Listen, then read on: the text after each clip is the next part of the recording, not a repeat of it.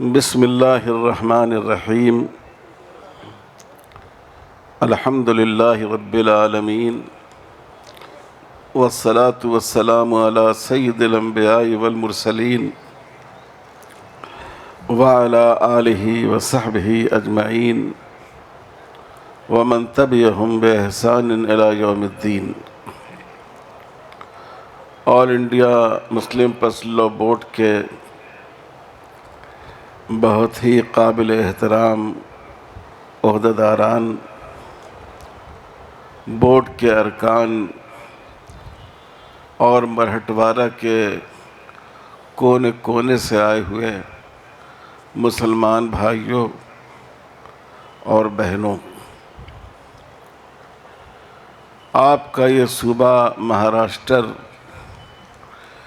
یہ صرف راشٹر کے اعتبار سے ہی مہا نہیں ہے، بلکہ یہ اپنی تحریکوں اور اپنی کوششوں کے اعتبار سے بھی بڑا اونچا مقام رکھتا ہے، اور بڑی بڑی ملی تحریکیں اس صوبے سے اٹھی ہیں۔ آزادی سے پہلے خلافت تحریک مہاراشٹر ہی سے اٹھی ہے۔ جمعیت علماء جو اس ملک کی ایک قدیم تنظیم ہے، اس کی خشت اول مہاراشٹر ہی میں رکھی گئی تھی، اور all India Muslim personal law board جو مسلمانوں کے اتحاد اور وحدت کی سب سے بڑی مثال ہے، جس کو ہندوستان کے مسلمان فخر کی نظر سے دیکھتے ہیں اور دنیا کے دوسرے ملکوں کے مسلمان رشک کی نظر سے دیکھتے ہیں، یہی وجود میں آئی، اور آج ہم اور آپ سب اس کا حصہ ہیں۔ میں اس موقع پر بہت شکر گزار ہوں ہمارے محترم دوست all India Muslim personal law board کے معزز رکن حضرت مولانا رفیع الدین اشرفی صاحب دامت برکاتہم کا، کہ انہوں نے اپنے رفقا کے ساتھ مل کر جذبہ و عمل کی یہ محفل سجائی ہے، اور پورے ملک کے مسلمانوں کو عزیمت کا سبق دے رہے ہیں، جد و جہد کا سبق دے رہے ہیں۔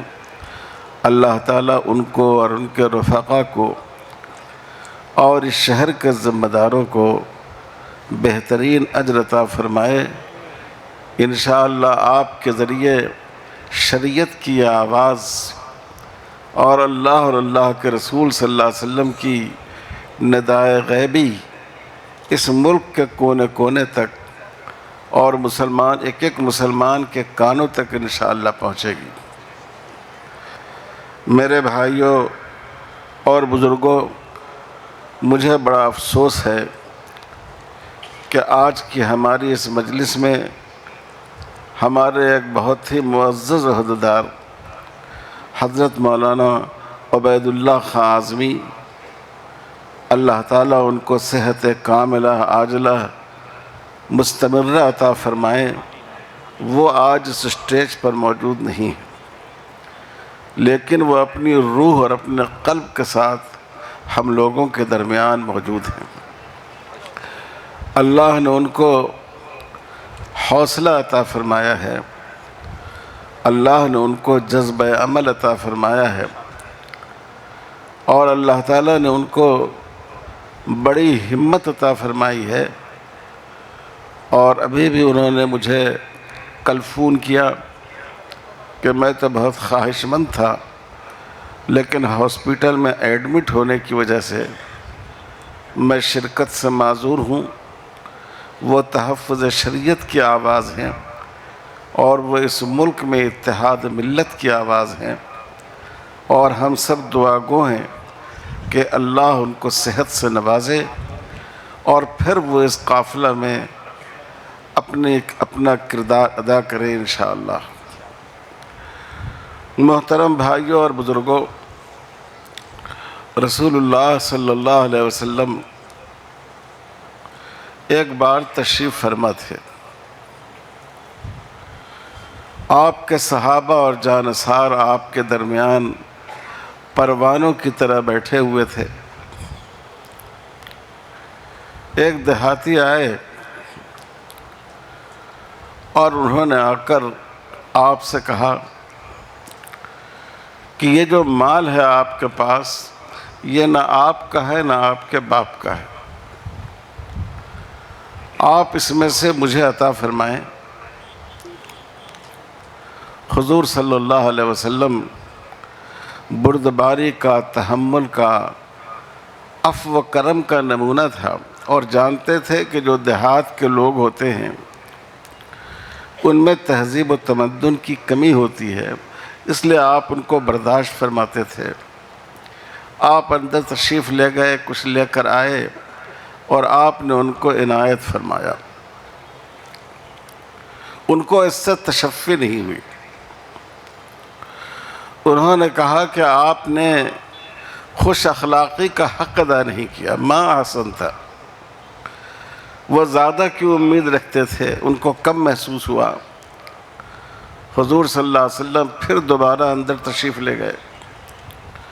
جو کچھ بچا کھچا تھا وہ بھی آپ لائے، وہ بھی عنایت فرما دیا۔ اب وہ بہت خوش ہو گئے، کہنے لگے آپ کے کیا کہنے، آپ بڑے عالی اخلاق ہیں، آپ نے بہت ہی خوش اخلاقی کا ثبوت دیا ہے۔ صحابہ ظاہر ہے کہ اس دیہاتی کی اس ادا سے بہت ناراض تھے، اور صحابہ کیا، ہر مسلمان کو اس پر ناراضگی ہوگی۔ حضور صلی اللہ علیہ وسلم نے ان سے فرمایا، لوگوں میری مثال اپنی امت کے بدکے ہوئے لوگوں کے ساتھ وہی ہے جو ایک بدکی ہوئی اونٹنی کے مالک کا سلوک اس کے ساتھ ہوتا ہے۔ پھر آپ نے فرمایا کہ ایک شخص کی اونٹنی بدک گئی، اور یہ بھی فرمایا کہ جانوروں میں اونٹ ایسا جانور ہے کہ بہت جلدی بدک جاتا ہے، مدتوں ساتھ رہنے کے باوجود بدک جاتا ہے۔ تو اونٹ بدک گیا، اونٹ آگے بھاگتا جا رہا ہے، لوگ پیچھے اس کو پکڑنے اور واپس لانے کے لیے دوڑ رہے ہیں۔ مالک کو خبر ہوئی، وہ باہر نکلا، اس نے لوگوں کو منع کیا، اپنے ہاتھ میں کچھ پودوں کے خوشے لیے، اپنی آواز میں اونٹنی کو آواز دی، اونٹنی واپس آئی، ایک ہاتھ سے اس کو چارہ کھلاتا جاتا ہے اور ایک ہاتھ محبت کے ساتھ اس کی پیٹھ پر پھیرتا جاتا ہے، اور بدکی ہوئی اونٹنی کو اپنے گھر لے آتا ہے۔ حضور نے فرمایا کہ جب میری امت کا کوئی شخص بدک جاتا ہے تو میں اسی طرح اس کو اپنی طرف واپس لاتا ہوں۔ میرے بھائیوں اور بزرگوں، امت کا اتحاد، امت کو جوڑ کر رکھنا، امت کو اپنے سینے سے لگا کر رکھنا، یہ ہمارے آقا صلی اللہ علیہ وسلم کی سنت ہے۔ اس کے لیے آپ نے تلخیوں کو بھی برداشت کیا، کرواہٹوں کو بھی برداشت کیا، گناہگاروں کے گناہوں کو بھی برداشت کیا۔ ایک صاحب آپ کی خدمت میں لائے گئے، ان سے غلطی ہو گئی، غلطی سے انہوں نے شراب پی لی۔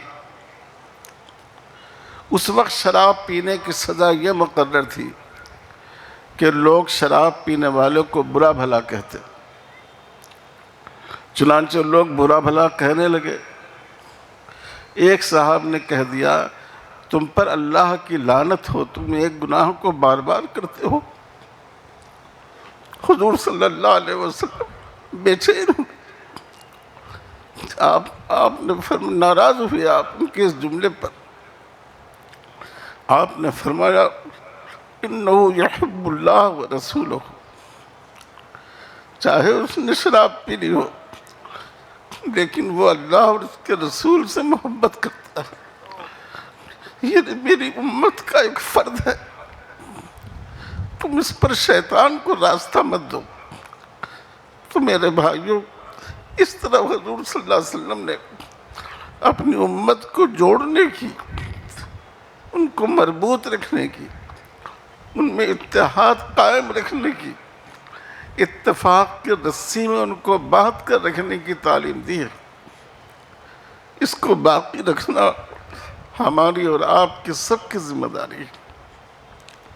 اور اگر کوئی مجھ سے آل انڈیا مسلم پریس لا بورڈ کا تعارف پوچھے تو میں کہوں گا کہ حضور صلی اللہ علیہ وسلم کی اسی سنت کو اس بورڈ نے انجام دیا ہے۔ 1973 سے پہلے جب مسلم پریس لا بورڈ بنا، اس ملک میں یہ بات ناقابل تصور تھی کہ ایک ہی اسٹیج پر ایک دیوبندی عالم بھی ہو، بریلوی عالم بھی ہو، ایک اہل حدیث عالم بھی ہو اور ایک حنفی اور شافعی عالم بھی ہو، شیعہ بھی ہو اور سنی بھی ہو۔ یہ بات ناقابل تصور تھی۔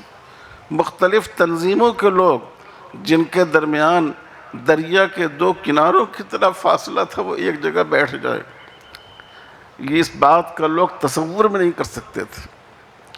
لیکن بورڈ نے اس کام کو کیا ہے، اور بورڈ کے جتنے پروگرام ہوتے ہیں آپ اس کے اسٹیج پر اس منظر کو دیکھتے ہیں۔ یہی بورڈ کا سب سے بڑا تعارف، یہ ہمارے اتحاد کا رمز ہے، یہ ہمارے اتفاق کی علامت ہے، یہ امت مسلمہ کی وحدت کا نشان ہے، اور یہی ہماری سب سے بڑی طاقت ہے۔ اور ہم سب کی، میری آپ سب سے درخواست ہے، اور ہم سب کی ایک دوسرے سے درخواست ہے کہ ہم اس کیفیت کو باقی رکھیں۔ اگر ہم اپنی صفوں میں اتحاد کو باقی رکھیں گے تو کوئی طاقت ہم سے ہماری دینی شناخت کو، ہماری پہچان کو ہرگز نہیں چھین سکتی۔ آل انڈیا مسلم پریس لا بورڈ کا ایک موقف اور بھی ہم آپ کے سامنے رکھیں۔ بورڈ کا طریقہ شروع سے یہ رہا ہے کہ شریعت کے خلاف جو بات آئے گی ہم ضرور اس کے لیے جد و جہد کریں گے، لیکن یہ جد و جہد پرامن ہوگی، امن کے ساتھ ہوگی، قانون کے دائرے میں ہوگی۔ اگر ضرورت پڑے گی تو ہم اپنا لہو دیں گے، لیکن ہم کسی کی جان لیں گے نہیں، ہم کسی کی زندگی لینے کی کوشش نہیں کریں گے۔ لیکن اگر اپنے دین اور اپنے شریعت کے بچاؤ کے لیے ہمیں اپنے رگ گلو کا آخری قطرہ دینا پڑے گا تو ہم اس کے لیے بھی تیار رہیں گے، تیار رہیں گے انشاءاللہ، انشاءاللہ۔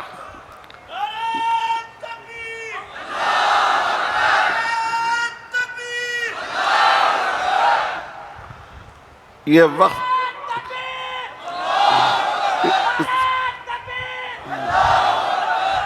اس وقت قانون کے جو نقصانات ہیں اور اس میں جس طرح مسلمانوں کو نشانہ بنانے کی کوشش کی گئی ہے، ہمارے دوستوں نے اس کو بہت خوبصورتی کے ساتھ اور وضاحت کے ساتھ آپ کے سامنے پیش کر دیا ہے۔ اگر میں اسی موضوع پر بات کروں تو جو بات ہو چکی ہے اسی کو دہرانا ہوگا، لیکن میں آپ حضرات سے یہ ضرور درخواست کرتا ہوں کہ وقت کا تقاضا ہے، صرف اس مسئلے کے لیے نہیں، مسلمانوں کو اس ملک میں جو مسائل پیش آ رہے ہیں ان کے لیے کہ ہم برادران وطن کے ساتھ میل جول اور اتحاد کی فضا قائم کریں۔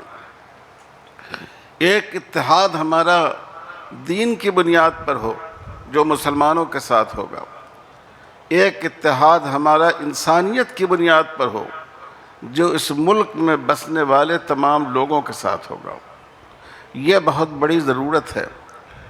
جب فاصلے پیدا ہوتے ہیں تو غلط فہمیاں پیدا ہوتی ہیں، جھوٹے پروپیگنڈوں پر لوگ یقین کر لیتے ہیں، غلط فہمیوں کو دور کرنے کا موقع باقی نہیں رہتا ہے۔ اس لیے ہماری گزارش ہے کہ بڑے پیمانے پر ہمیں اس بات کی کوشش کرنے کی ضرورت ہے کہ غیر مسلم بھائیوں کو ہم بتائیں کہ اسلام کی تعلیم برادران وطن کے سلسلے میں کیا ہے، اور وقف کا قانون مسلمان اس کی کیوں مخالفت کر رہے ہیں؟ جو ٹیچرز ہیں وہ اپنے طلبہ کو مناسب موقع پر اپنی گفتگو کے اندر سمجھائیں، جو مقررین ہیں وہ اپنی تقریروں کے ذریعے سمجھائیں، جو سماجی اور سیاسی لیڈر ہیں وہ اپنی بات پیش کرنے کے ساتھ ساتھ اتحاد کی بات بھی کریں، اور اس اتحاد کے بارے میں اسلام کا جو تصور ہے اس تصور کو بھی خوبصورتی کے ساتھ اور دلیل کے ساتھ پیش کریں، تاکہ ہم ان غلط فہمیوں کو دور کر سکیں۔ اگر ہم اس ملک میں 20% ہیں تو اول تو 100% غیر مسلم بھائی غلط فہمی میں مبتلا نہیں، ان کی تعداد 5-10%، لیکن ہر مسلمان اگر اس بات کو طے کر لے کہ ہم 4 غیر مسلم بھائیوں کی غلط فہمی کو دور کریں گے، ان کو سمجھائیں گے، ان سے اپنے روابط استوار کریں گے، تو ہم پورے ملک کی فضا کو بدل سکتے ہیں۔ ہمارے حضور صلی اللہ علیہ وسلم کی سنت کیا تھی؟ ہمارے حضور نے غیر مسلم بھائیوں کی تعزیت کی ہے۔ اگر کسی کے ہاں انتقال ہو گیا تو آپ گئے، آپ نے جا کر ان کی تعزیت فرمائی۔ ہمارے حضور صلی اللہ علیہ وسلم نے غیر مسلم بھائیوں کی دعوت قبول کی ہے اور ان کی دعوتوں میں شریک ہوئے ہیں، بشرطے کہ حلال کھانا ہو۔ ہمارے حضور صلی اللہ علیہ وسلم نے غیر مسلم بھائیوں کو دعوت دی ہے۔ فتح مکہ کے موقع سے بھی جب حضور کا نکاح ام المومنین حضرت میمونہ رضی اللہ تعالیٰ عنہ کے ساتھ ہوا تو حضور نے پورے اہل مکہ سے گزارش کی کہ میں ولیمہ کرتا ہوں، آپ اس میں شریک ہوں۔ یہ اور بات ہے کہ انہوں نے قبول نہیں کیا، لیکن حضور نے غیر مسلم بھائیوں کو دعوت دی۔ غیر مسلم بھائیوں پر جب کوئی مصیبت آئی تو حضور صلی اللہ علیہ وسلم نے مسلمانوں کو تکلیف اٹھا کر ان کی مصیبت دور کرنے کی دعوت دی۔ اہل مکہ پر قحط پڑا، اتنا شدید قحط پڑا کہ لوگ درخت کا پتہ کھانے لگے، لوگ چمڑے بھون کر کھانے لگے۔ حضور صلی اللہ علیہ وسلم سے خواہش کی گئی، اہل مکہ نے خواہش کی کہ ہم نے اپنے دیویوں سے، دیوتاؤں سے بہت پرارتھنا کی، بہت دعائیں کی، یہ مصیبت جا نہیں رہی ہے، آپ اپنے خدا سے دعا کیجئے، شاید اس کی وجہ سے یہ مصیبت چلی جائے۔ اگر حضور چاہتے تو ان لوگوں کے لیے دعا نہیں کرتے جنہوں نے مسلمانوں کو بے گھر کیا تھا اور مکہ سے نکالا تھا، لیکن آپ نے ہاتھ اٹھایا اور ہاتھ اٹھا کر فوراً اہل مکہ کے لیے دعا فرمائی، اور دعا پر اکتفا نہیں کیا، مدینہ میں آپ نے ریلیف جمع کیا۔ مدینہ میں مسلمان اس وقت اتنے غریب تھے کہ حضرت عائشہ صدیقہ رضی اللہ تعالیٰ عنہ فرماتی ہیں کہ 2 مہینہ ہمارے ہاں چولہا سلگنے کی نوبت نہیں آتی تھی، صرف کھجور اور پانی پر گزر اوقات ہوتی تھی، لیکن حضور نے ریلیف جمع کرائی، اور آپ سے بتائیں کہ ایک بہت بڑی مقدار یعنی 500 دینار سونا، اس کی قیمت کیا ہوتی ہے اس کا اندازہ اس سے کیجئے کہ 20 دینار سونا، یہ ہمارے یہاں سونے کا نصاب ہوتا ہے، 87.5 گرام سونا ہوتا ہے، 20 دینار۔ حضور صلی اللہ علیہ وسلم نے ان سے 500 دینار جمع کرایا، اور یہ آپ نے اہل مکہ کی مدد کے لیے بھیجا۔ اور آپ سن کر حیرت کریں گے کن کے پاس بھیجا؟ ابو سفیان اور صفوان ابن امیہ، جنہوں نے غزوہ احد میں اہل مکہ کی قیادت کی تھی مسلمانوں کو نقصان پہنچانے کے لیے، آپ نے ان کے پاس بھیجا، اور آپ نے فرمایا کہ یہ مدد میری طرف سے اور مسلمانوں کی طرف سے مکہ کے متاثرین میں تقسیم کر دی جائے۔ تو ہمارا دین دین رحمت ہے، ہمارا دین عفو درگزر کا دین ہے۔ ہمیں اس ملک میں اپنے سماج میں اس تصور کو لوگوں کے سامنے پیش کرنا چاہیے، اور اپنے روابط کے ذریعے اور تعلقات کے ذریعے ان کو یقین دلانا چاہیے کہ ہم اس ملک کے لیے رحمت ہیں، ہم رحمت للعالمین کی امت ہیں۔ ہمارے نبی نے ہمارے خدا کے لیے رب العالمین کا تصور دیا ہے، ایک ایسا خدا جو پوری انسانیت کا خدا ہے اور اس کا محسن ہے۔ مجھے اس وقت وقف قانون پر کوئی بات نہیں کرنی ہے، لیکن میں اتنے بڑے مجمع کے واسطے سے ملک کے ہمارے بہت ہی قابل احترام وزیر اعظم اور بہت ہی معزز وزیر داخلہ سے ایک درخواست کرتے ہیں کہ آپ بار بار کہتے ہیں کہ یہ قانون مسلمانوں کے ہت میں لایا گیا ہے۔ ہماری درخواست ہے کہ آپ لال قلعے کے سائے میں، جس لال قلعے سے آزادی کا ترانہ پیش کیا جاتا ہے، آپ وہاں ایک ڈیبیٹ رکھیے، بالکل پرامن ڈیبیٹ ہوگی۔ آپ بھی آئیے، اپنا نقطہ نظر پیش کیجیے۔ All India Muslim personal law board اپنا نقطہ نظر پیش کرے گا ماہرین کے ساتھ، اور عوام فیصلہ کرے گی کہ آپ جو بات کہہ رہے ہیں وہ بات صحیح ہے یا مسلم پرسنل لاء بورڈ جس اندیشے کا اظہار کر رہا ہے وہ صحیح ہے۔ ہم آپ کے اس مجمع کے واسطے سے حکومت سے درخواست کرتے ہیں، ان سے پیشکش کرتے ہیں کہ ملک میں کسی بھی مقام پر آپ بورڈ کے ذمہ داروں کے ساتھ ایک ڈیبیٹ رکھیے، آپ اپنی بات پیش کیجئے، بورڈ کے ذمہ دار اپنی بات پیش کریں، اور ملک کی عوام فیصلہ کرے کہ آپ جو باتیں کہہ رہے ہیں وہ کہاں تک صحیح ہے، آپ غلط کہہ رہے ہیں یا آپ سے سمجھنے میں غلطی ہوئی ہے۔ تو اس قانون کی حیثیت لوگوں کے سامنے آ جائے گی۔ میرے بھائیوں اور بزرگوں، میں بہت شکر گزار ہوں آپ سب حضرات کا، اتنی بڑی تعداد میں آپ حضرات یہاں تشریف لائے اور ہماری بہنیں بھی یہاں تشریف لائیں، میں ان سب کا شکر گزار ہوں۔ بار بار حکومت کہتی ہے کہ ہم غریبوں کو فائدہ پہنچانے کے لیے لائیں۔ یاد رکھیے، وقف پورا کا پورا غریبوں کے فائدے کے لیے۔ مسجدیں وقف ہیں، مسجد میں کیا غریب نماز نہیں پڑھتا؟ جتنا نماز پڑھنے کا حق ایک امیر کو ہے اتنا ہی غریب کو بھی، اور اسلام میں پسماندہ کا کوئی تصور نہیں۔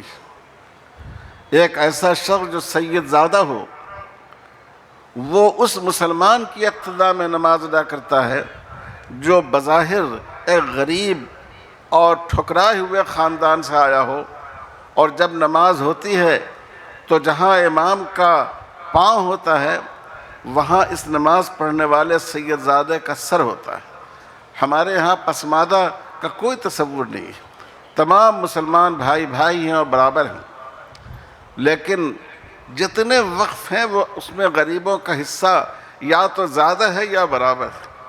جو ہمارے قبرستان ہیں، جتنا اس میں کسی دولت مند کو دفن کرنے کا حق ہے، غریب کو بھی دفن کرنے کا حق ہے۔ جو ہماری عیدگاہیں ہیں، سبوں کو اس میں برابر حق ہے۔ اگر وقف کے مسافر خانے ہیں، سبوں کو اس میں برابر حق ہے۔ یہاں تک کہ ہمارے فقہا نے لکھا، کوئی بھی وقف ہو، یہاں تک کہ وقف علی الاولاد ہو، جس کو آدمی نے اپنی اولاد پر وقف کیا ہو، اگر اس وقف کا مصرف ختم ہو جائے تو آخری وقت مصرف سماج کے فقراء ہوں گے۔ جو سماج کے فقراء ہیں، غریب لوگ ہیں، وہ اس کا مصرف ہوں گے۔